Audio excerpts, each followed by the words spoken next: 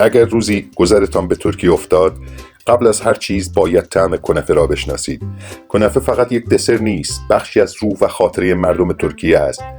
دسری داغ با رشته‌های طلایی و پنیری نرم که در شربتی شیرین جان می‌گیرد و در هر برش عطر خانه و دور همی را زنده می‌کند.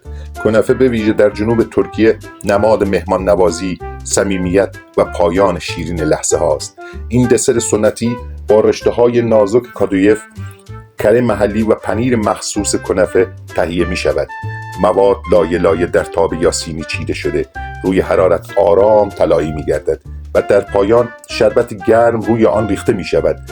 کنفه امروز در کافه ها و رستوران های ترکیه به صورت داغ و تازه سرو می شود و معمولا همراه با چای یا قهوه ترک پایان شیرین یک وعده غذایی را کامل می کند.